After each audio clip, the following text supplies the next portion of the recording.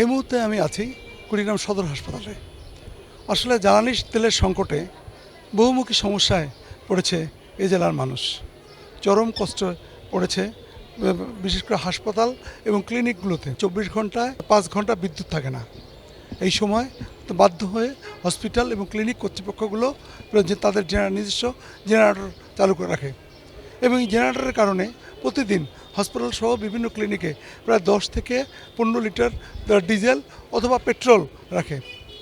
কুড়িগ্রাম জেলায় যে যে ক্লিনিক রয়েছে প্রায় 50টি, এর মধ্যে কুড়িগ্রাম সদরেই প্রায় 17টি ক্লিনিক এবং ডায়াগনোসিস সেন্টার রয়েছে। এই ডায়াগনোসিস এবং ক্লিনিকগুলোতে যে জেনারেটরগুলো চলে এর অধিকাংশই পেট্রোল এবং ডিজেল চালিত। কিন্তু এই জ্বালানি সংকটের কারণে এই ক্লিনিকগুলো তারা ঠিকমতো পাচ্ছে না পেট্রোল এবং অকটেন। আমার সাথে কথা হয়েছে ক্লিনিক মালিক অ্যাসোসিয়েশনের সম্পাদকের সাথে।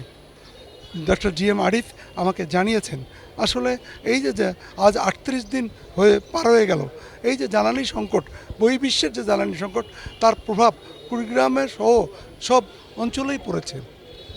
যেহেতু এই জেলা হচ্ছে প্রান্তিক একটি জেলা, এই জেলার চতুর্মুখী সমস্যায় পড়েছে এই জেলার মানুষ। একদিকে যেমন জিনিসপত্রের দাম বেড়েছে, অন্যদিকে এই যে জ্বালানি সংকটের কারণে ক্লিনিকগুলো যে মানুষগুলো আছে যে যখন অপারেশন হয় জীবন মৃত্যুর সন্ধিক্ষণে তারা চলছে।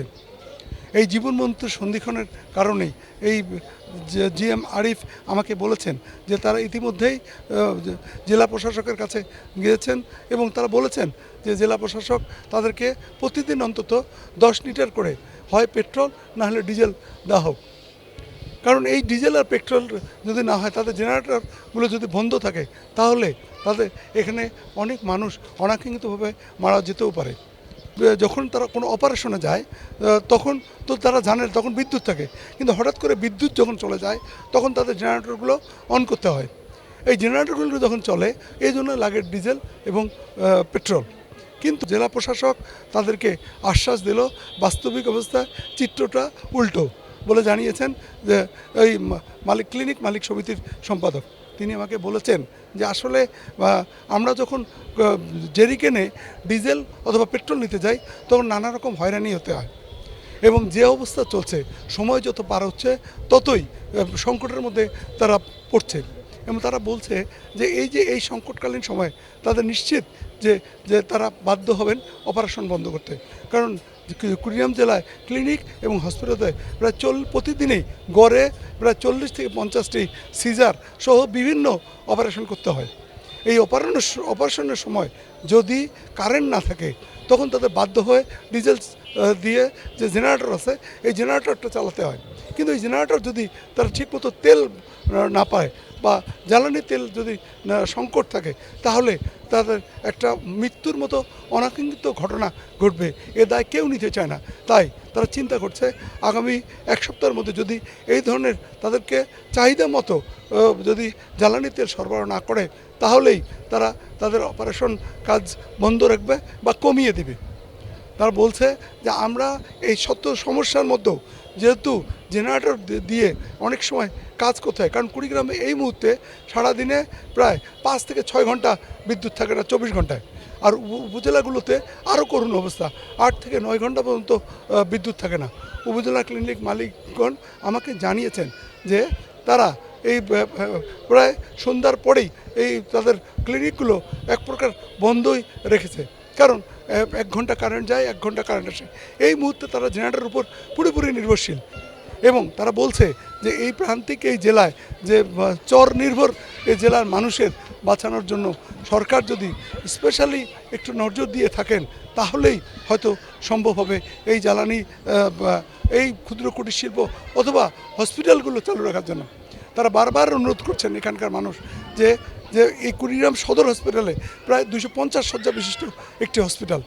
এই হসপিটালই হচ্ছে এই জেলার একটা মেরুদণ্ড বলা যায়। কিন্তু এখানেও যদি কারেন্টের যেহেতু তাপপ্রবাহ বাড়ছে, লোডশেডিংও বাড়ছে, এই লোডশেডিংয়ের কারণে তারা পুরোপুরি নির্ভর করছে এই জেনারেটরের উপর এবং জেনারেটর যদি চাহিদা অনুযায়ী জ্বালানি তেল না পায় হসপিটাল কর্তৃপক্ষ বলছে তারা চরম এক বিপাকে পড়ছে। অনেক সময় তারা বাধ্য হয়ে যে নিজস্ব যে লাইট বা এমনকি তারা মোবাইল দিয়েও অপারেশনের টেবিলে কারেন্ট চলে গেছে, তাদের তেল সংকট চলছে, এর মধ্যে অনেক সময় মোবাইল দিয়েও তারা অপারেশনের কাজ ওই সময়টা জরুরি ভিত্তিতে করতে হয় বলে আমাকে জানিয়েছেন। তারা বারবার অনুরোধ করছেন যে কর্তৃপক্ষ যেন এই বিষয়টির দিকে নজর দেয়, কিন্তু কর্তৃপক্ষ আশ্বাস দিল বাস্তবিক অবস্থায় চিত্রটা সম্পূর্ণ ভিন্ন। নদ নদী দ্বীপচর এই জেলার মানুষের একটি আশ্রয়স্থল যে এই ক্লিনিক এবং হসপিটালগুলো। এই জীবন মৃত্যুর সন্ধিক্ষণে তারা দাবি করছে যে তাদের যে যে চাহিদা অনুযায়ী অন্তত অপারেশন থিয়েটারগুলো চালানোর জন্য যেটুক পরিমাণ যে ডিজেল পেট্রোল দরকার, এটাও যেন তারা একটা ব্যবস্থা করে। আজকেও কুড়িগ্রামে প্রায় 2টি পাম্পে জ্বালানি তেল সরবরাহ করেছে। পার্বতীপুর তেল ডিপো থেকে প্রায় 4000 লিটার ডিজেল এবং 4000 লিটার পেট্রোল অকটেন এসেছে। দীর্ঘ লাইন চলছে। এখন সেই রাত থেকে মানুষরা অপেক্ষা করছে 300 থেকে 400 টাকার তেল নেওয়ার জন্য। স্থানীয় মানুষরা বলছেন যে আসলে যে তাদের যে ফুয়েল কার্ডের যে দাবিটা, এইটা যদি করে তাহলেই সম্ভব। আমার সাথে জেলা প্রশাসক অন্নপূর্ণা দেবনাথের কথা হয়েছেন।